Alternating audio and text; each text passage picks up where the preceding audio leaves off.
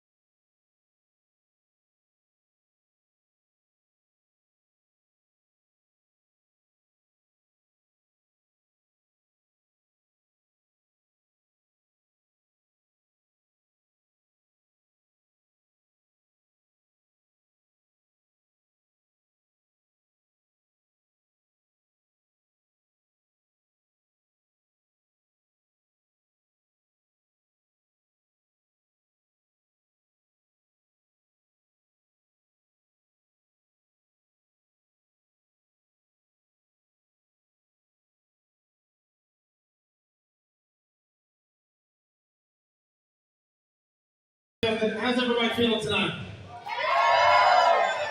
First, before I do this big moment that I've been asked to do, I want to thank you for bearing with us earlier tonight.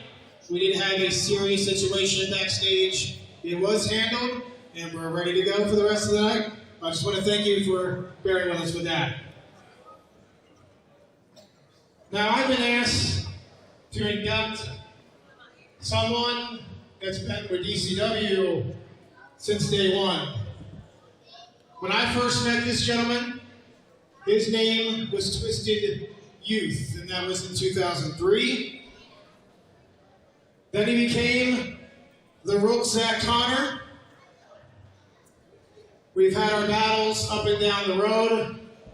Started in Bowers Beach, 2006, when he threw a chair through my entranceway, destroying it, and just allowing the entire locker room to be seen by everyone. That escalated to 2010, when we battled each other inside a steel cage in Farmington, Delaware. The following year, we were a tag team. Man, I thought this was going to be easier. This is an honor for me. This means a lot to me.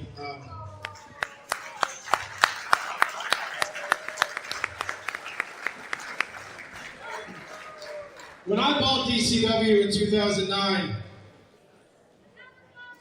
this man, along with the locker room, this man really had my back. He really said, "Dave, we got this. Dave, you are the man to do this, and I have your back."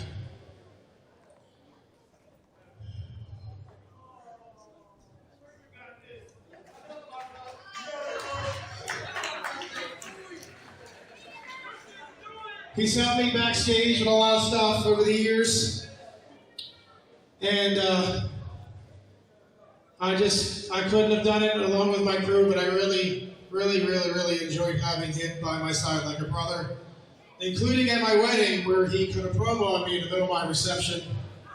I don't remember much of it. I was having some fun that night, but I do have some pictures to remember. So, if we could all pay attention to the screen, this is our first inductee into the Hall of Fame. Ladies and gentlemen, the first inductee into the 2023 DCW Hall of Fame, the one, the only, ZAC the Ripper CONNER!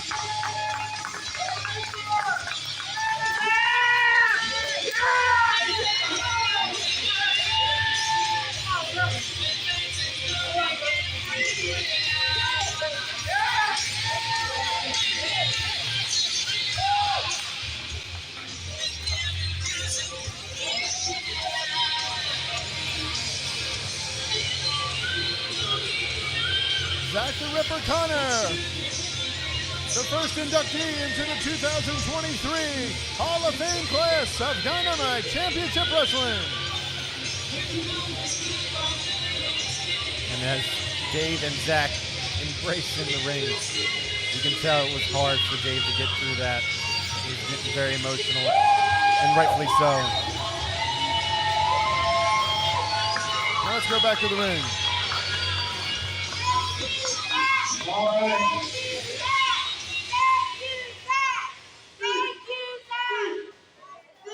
Connor, congratulations. Welcome to the Hall of Fame, buddy.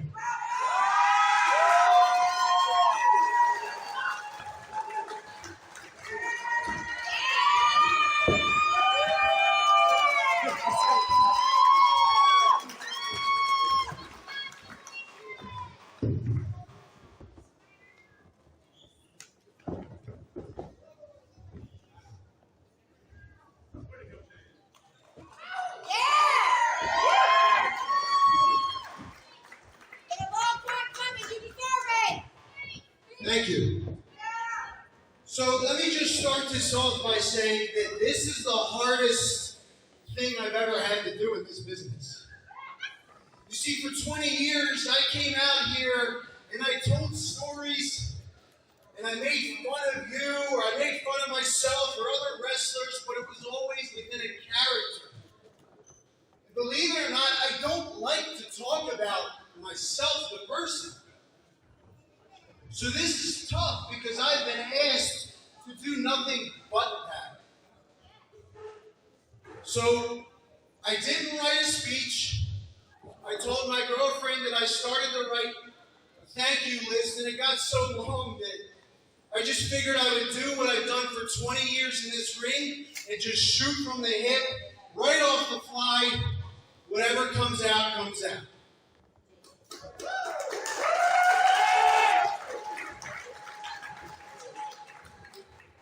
So the first thing I want to say is that the clients have been asking me since 2013 when we started this Hall of Fame to be in it.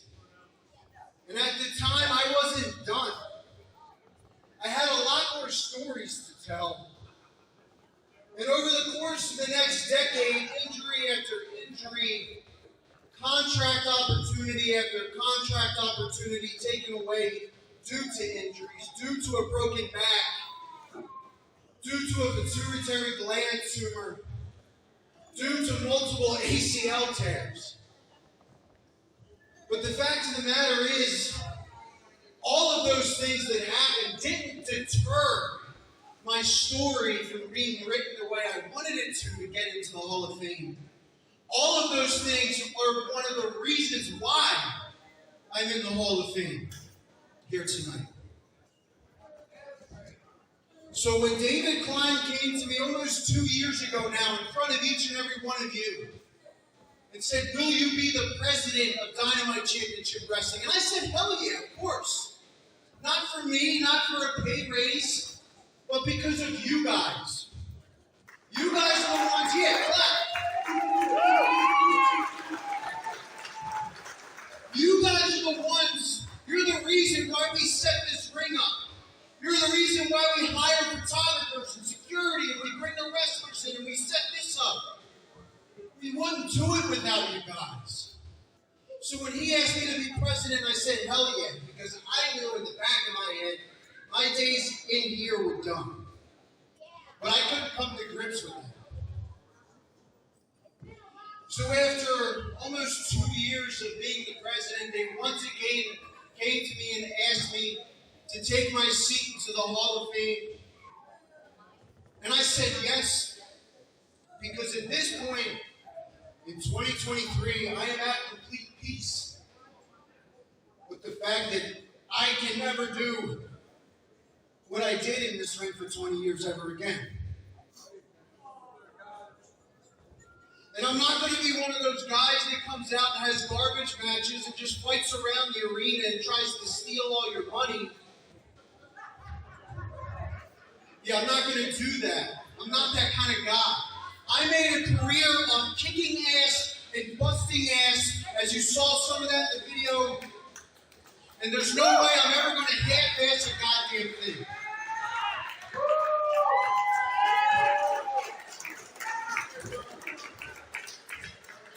So I want to go back for a little bit and give you guys just a brief, and I know you guys have been sitting here for a while already, and I appreciate that.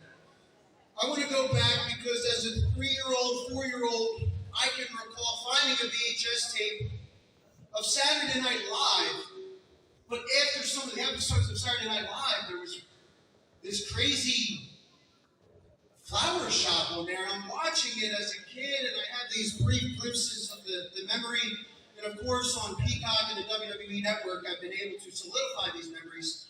So in the 80s, Saturday Night Live once a month would be halted for the WWF Saturday night's main event. And someone within my family must have been taping the Saturday Night Live shows, and I got a hold of it and saw professional wrestling for the first time. And the Flower Shop was a segment with Adrian, Adonis, and Jesse Ventura, and Roddy Piper, and it was money, and it hooked me. All these larger-than-life characters. I thought professional wrestling was comic books come to life. And that's what it was in the generation that I grew up in.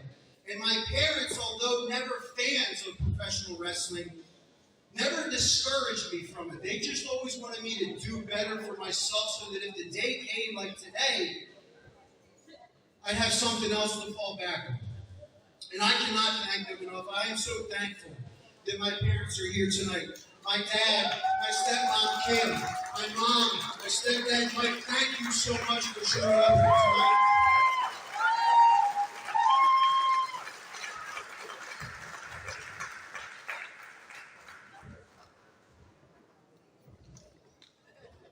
And as a kid around that age, I met my best friend, Tony Ushak. And Tony, him and I went to Catholic school together that our parents busted their asses to send us to so that we could get a better education than they did.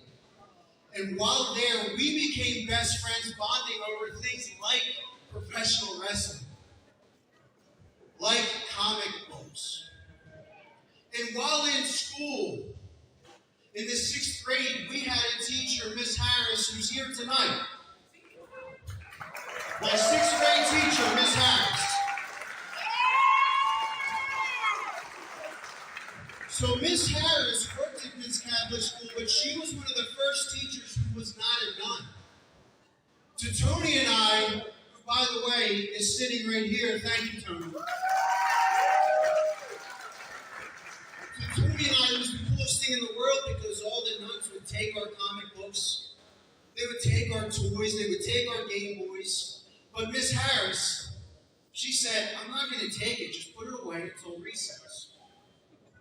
Well, one day recess happened a little bit differently because it was raining outside in 6th grade at the time and we couldn't go out. So my friend Tony and I asked Miss Harris if we could put on a wrestling match for all the kids. And we moved all the desks into a square circle.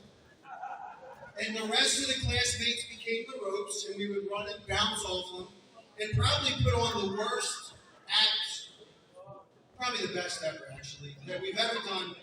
And Miss Harris had a heart of gold and said that was great, and it was probably horrible. So thank you for that. Thank you for not discouraging.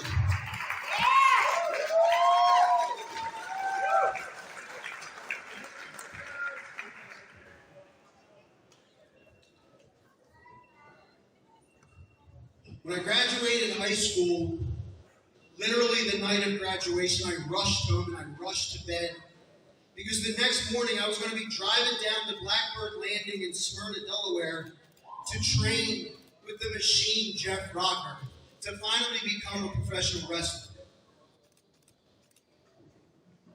And when I did that, when I was living with my father and my stepmom Kim at the time, and once they saw that I took this seriously, Kim, who's here tonight, ladies and gentlemen, she went out of her way to purchase me my first real set of professional wrestling boots. Kim, those boots I wore for 20 years, they're in the building tonight. Thank you. Thank you for not discouraging me.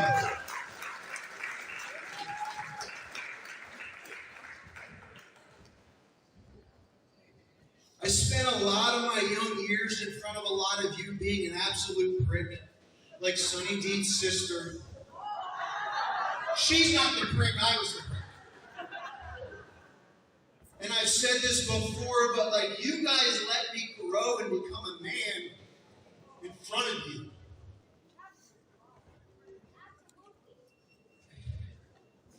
Say it again, Austin. Yeah! That means the world to me.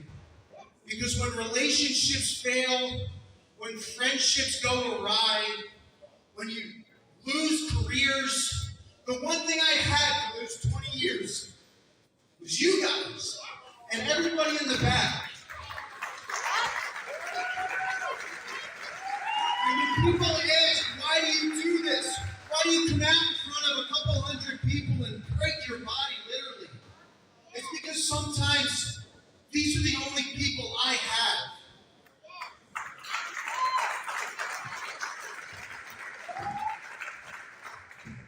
I've said time and time again since you guys have been watching us in this building that everything I do now is for that locker room, and that's the truth. I bust my ass to my best ability so that these guys have a stage, so that these guys have a platform.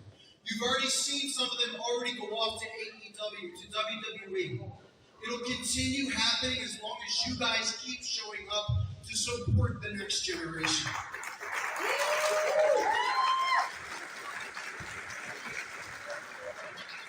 My goal in this business from day one was never to get signed or to go to WWE. Those were goals. But my number one goal, my number one attribute was to leave this better than I found it. In 2002, when I started training, Jeff Rocker said, I'm thinking about starting a company. And at the time, it was going to be in Delaware, Smyrna, at a place called Bulldozers, if anybody remembers that. Obviously, these guys do.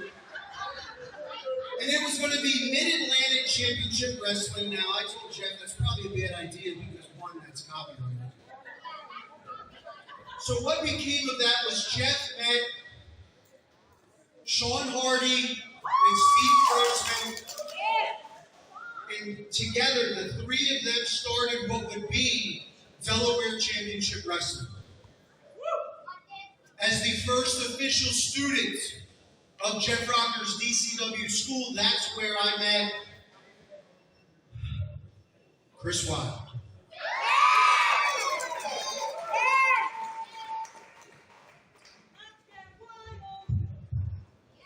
Chris Wilde, within a second of meeting him, I saw in his eyes that he got it.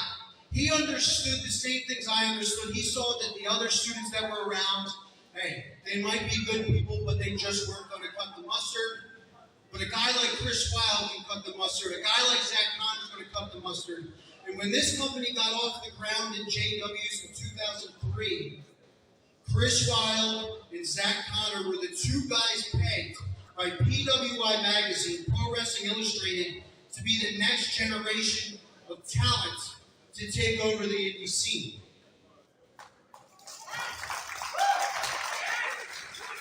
Now look, when a magazine says, hey, whatever, that's cool, right? What matters is if you guys show up to see that come to fruition or not. And you guys did. You saw Chris Wilde and I fight each other in every single city, in every single state, across many countries, in every single type of match. Ladder matches, grudge matches, last man standing matches, I quit matches, a 62-minute Iron Man match. We even started a tag team, you guys might remember it. I think somebody remembers it. One Night Stand. I heard that. Thanks for making me feel old. Chris Wilde,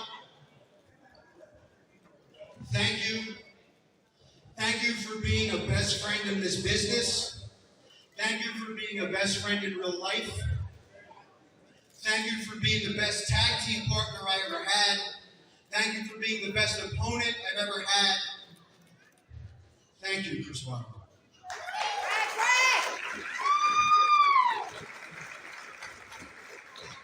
Now, there might be those that think I've only been here in DCW, but I did do some other things. I did venture out. I did have success internationally. Some of those successes came in the form of WWE tryouts. The first one was in 2006. Samu of the Wild Samoans, the Head Shrinkers, the famous Bloodline Samoan family.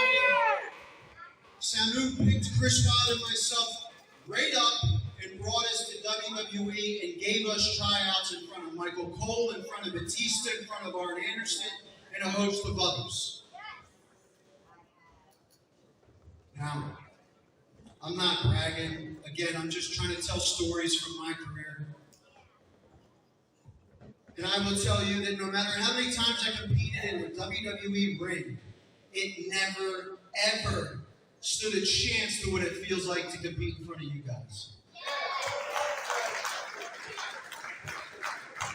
I do what I do here for these guys so that they can make a living in AEW and WWE, but they still come here because of you guys, because they love this. They love performing in front of you.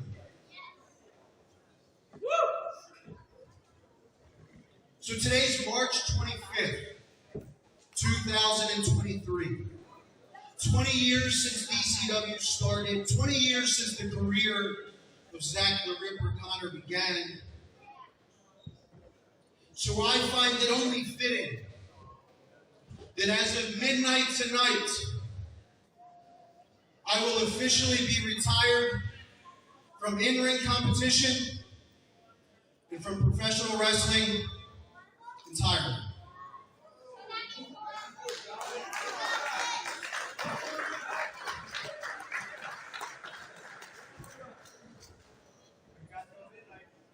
However,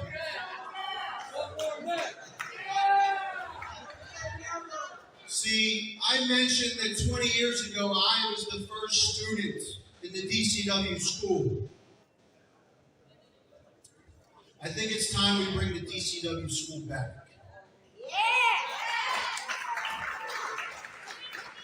So what the clients have offered me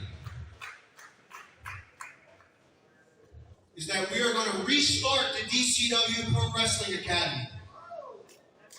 There will be a host of people like Dirty Sonny Deeds that helps out. Your head trainer is going to be none other than myself.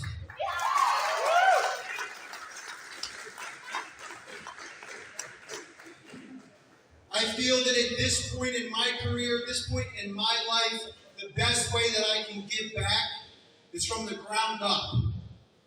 So if you yourself want to become a professional wrestler, a referee, anything within this business, you can do it with us. If you know anyone that has that dream, don't discourage them, because you never know where it might take them. I want to thank everybody in the back. I want to thank the clients. I want to thank my family and friends for showing up here tonight to support me. And I want to thank everybody for giving me 20 years of memories, 20 years of emotions and feelings that I'll have forever.